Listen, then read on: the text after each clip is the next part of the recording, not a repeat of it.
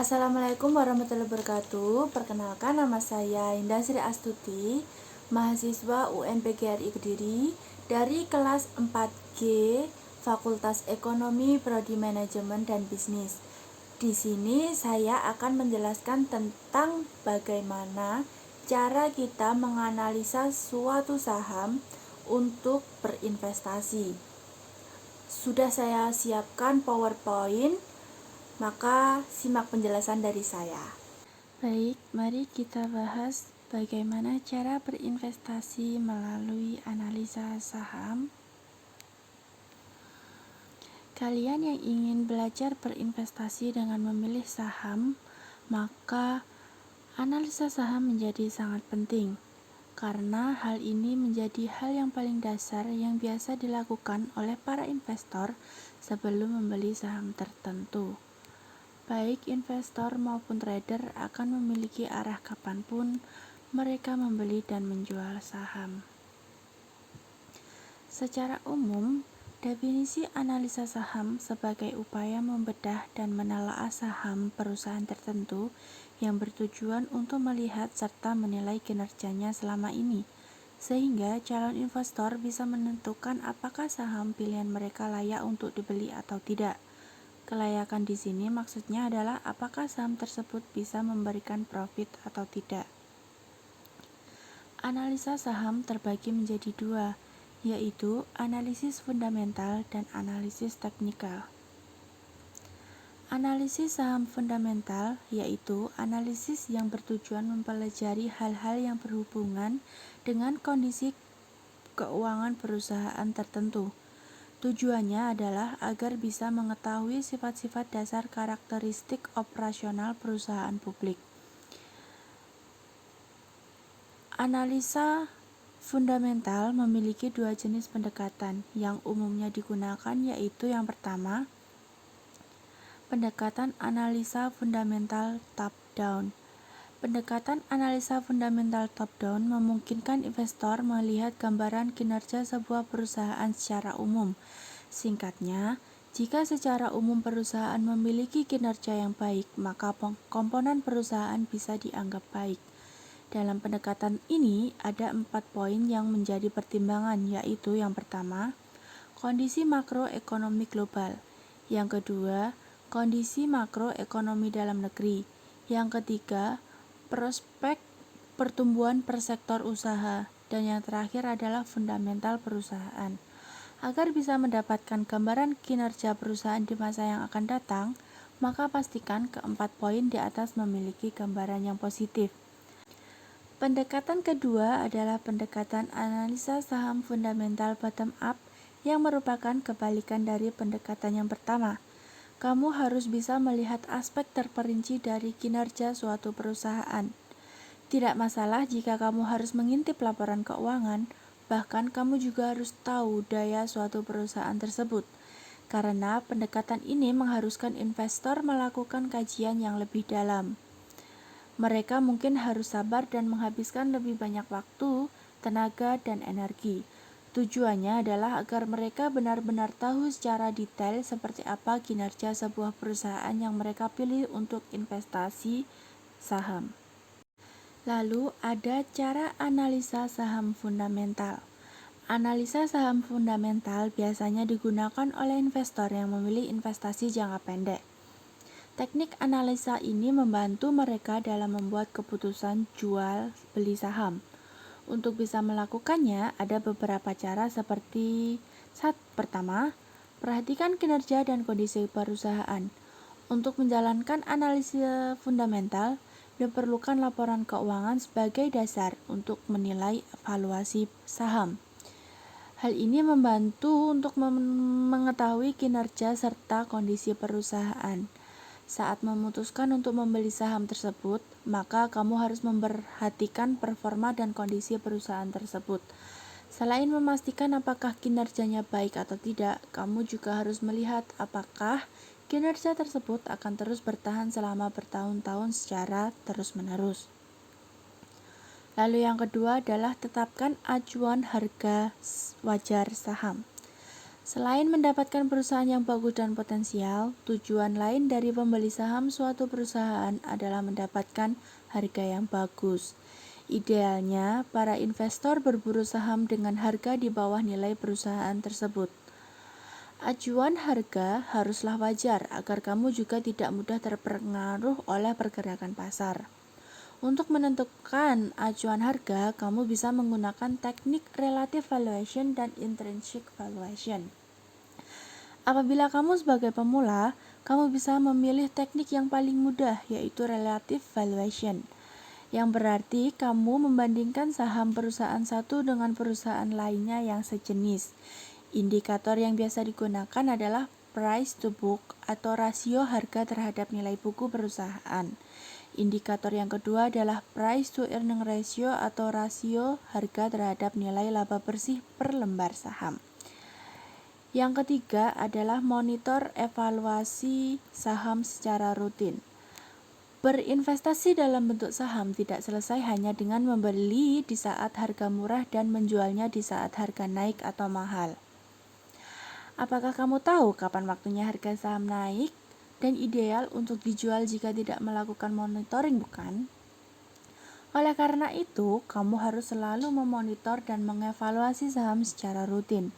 Memang terdengar menghabiskan waktu, tapi kamu memiliki peluang untuk mendapatkan return dari investasi yang sedang dijalankan.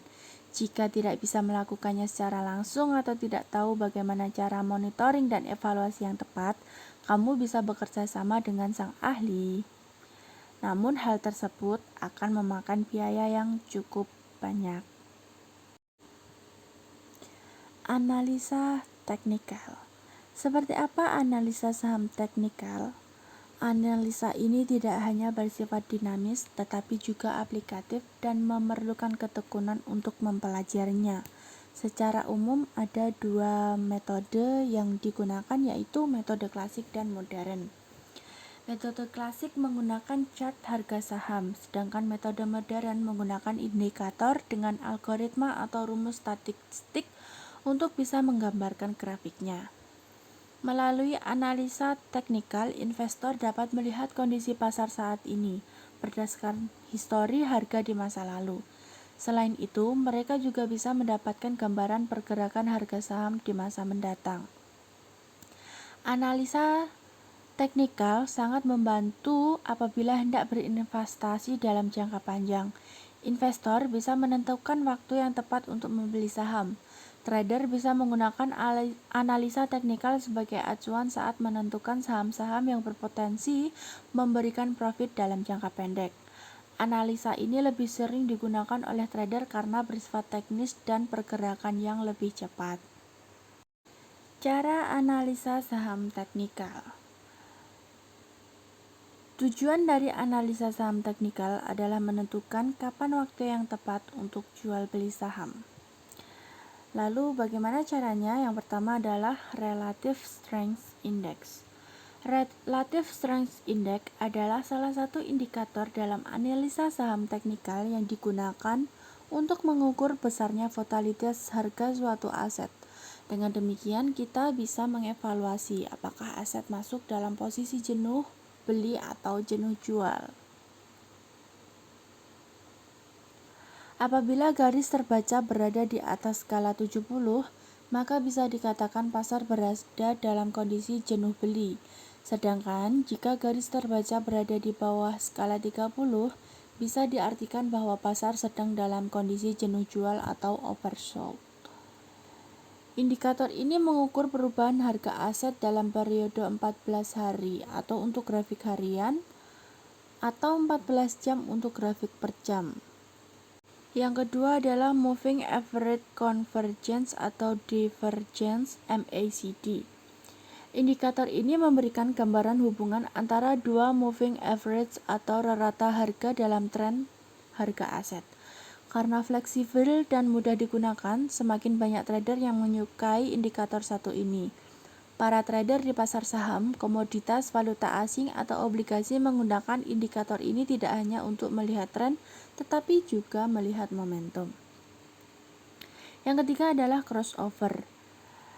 Crossover adalah seni melihat tren garis moving average convergence atau divergence jika dibandingkan dengan garis sinyalnya. Jika garis tersebut melintang di bawah garis sinyal, maka harga aset berada di zona bearish. Ini berarti bahwa trader harus segera melepas asetnya. Sedangkan jika garis MACD melintang di atas garis sinyal, maka harga aset berada di zona bullish. Ini merupakan penunjuk bahwa trader harus segera membeli aset tersebut. Yang keempat adalah divergence, yaitu jenis lain dari MACD dalam analisis teknikal. Saat kondisi garis moving average convergence atau divergence membentuk titik tertinggi dan terendah yang berseberangan dengan titik tertinggi dan terendah harga sebuah aset, ini adalah divergence. Apabila dua posisi terendah di garis moving average convergence atau divergence berkorespondensi dengan dua garis terbawah di harga aset, maka itu adalah kondisi bullish. Yang kelima adalah osilator, yaitu alat-alat analisis teknikal yang membangun band tinggi dan rendah di antara dua nilai ekstrim. Osilator juga membantu indikator tren yang berfluktuasi dalam batas-batas. Trader menggunakan indikator ini untuk bisa menemukan kondisi overbought atau oversold jangka pendek. Yang terakhir adalah Bollinger Band. Bollinger Band menjadi indikator yang cukup populer. Para trader mengakui bahwa indikator ini menjadi kunci dasar bagi mereka untuk selalu mendapatkan profit. Indikator ini menunjukkan batas relatif dari naik turunnya harga yang berbentuk garis yang ditarik di dalam dan di sekitar struktur pergerakan harga saham yang diperjualbelikan. Bollinger Band terdiri dari 3 garis yang akan selalu bergerak mengikuti pergerakan harga, yaitu yang pertama adalah upper band, yang kedua middle band, dan yang ketiga adalah lower band. Lalu ada tips membaca analisis secara fundamental. Bagi pemula hal ini pasti sangat diperlukan, yaitu bagaimana menganalisis secara fundamental. Yang pertama adalah menetapkan time frame. Menurut Benjamin Graham, dalam jangka pendek pasar merupakan mesin voting, sedangkan dalam jangka panjang pasar merupakan timbangan. Maksudnya adalah apabila menggunakan analisa ini untuk jangka pendek, maka pengaruh yang dimiliki adalah minor. Sedangkan emosi atau sentimen pasar memiliki pengaruh lebih besar ketimbang fundamental perusahaan itu. Dan yang kedua adalah waspada dengan PER yang murah. PER merupakan rasio analisis fundamental di mana PER dipakai untuk bisa menentukan harga saham mahal atau murah. Sayangnya, pemula banyak yang hanya melihat atau menggunakan PER sebagai landasan untuk membeli saham. Maka jangan tergiur ya teman-teman. Dan yang ketiga adalah menggunakan asumsi proyek moderat. Analisis fundamental itu layaknya Anda menebak masa depan yang diperkuat dengan data. Oleh sebab itu, dalam membaca analisis fundamental menggunakan asumsi seperti asumsi pertumbuhan, resiko, dan inflasi bisa dijadikan secara tersendiri. Lebih baik tidak menggunakan proyeksi pertumbuhan dengan angka terlalu tinggi, maka gunakan asumsi proyeksi moderat. Yang keempat adalah memperhatikan situasi dan kondisi sektor. Dalam membaca analisis fundamental, Anda juga harus paham tentang situasi dan kondisi sektor. Walau suatu perusahaan memiliki laba yang cenderung naik, bisa saja nilai saham turun. Hal ini dikarenakan sektor yang dijual perusahaan tersebut sedang mengalami penurunan harga. Contohnya adalah saham perusahaan A yang menjual ikan bisa saja turun walau nilai laba perusahaan dalam menjual ikan naik. Hal ini dikarenakan harga ikan yang cenderung turun terus-menerus. Yang kelima adalah memperhatikan model bisnis emiten. Walau di dalam sektor yang sama, emiten satu dengan yang lain bisa saja memiliki keunikan tersendiri masing-masing. Oleh sebab itu, setiap investor dalam membaca analisis fundamental disarankan untuk memperhatikan model bisnis emiten. Yang keenam adalah cut loss fleksibel. Ketika Anda membaca analisis fundamental, bukan berarti tentang tinggal membeli satu saham kemudian menunggu naik.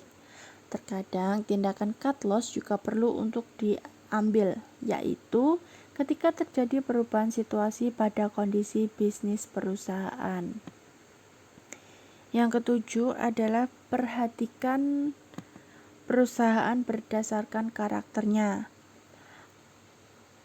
Anda harus memperhatikan tipe perusahaan yang susah ditebak, yaitu perusahaan yang bergerak di bidang komoditas, teknologi, dan yang terakhir adalah manajemen. Dan tips terakhir adalah terus belajar membaca. Semakin Anda mempelajari dunia saham, maka semakin Anda akan mengerti bahwa ada hal yang belum Anda ketahui. Demikian penjelasan dari saya. Pasti masih banyaknya kurang dan salah, saya mohon maaf. Dan terima kasih sudah mendengarkan penjelasan dari saya. Wassalamualaikum warahmatullahi wabarakatuh.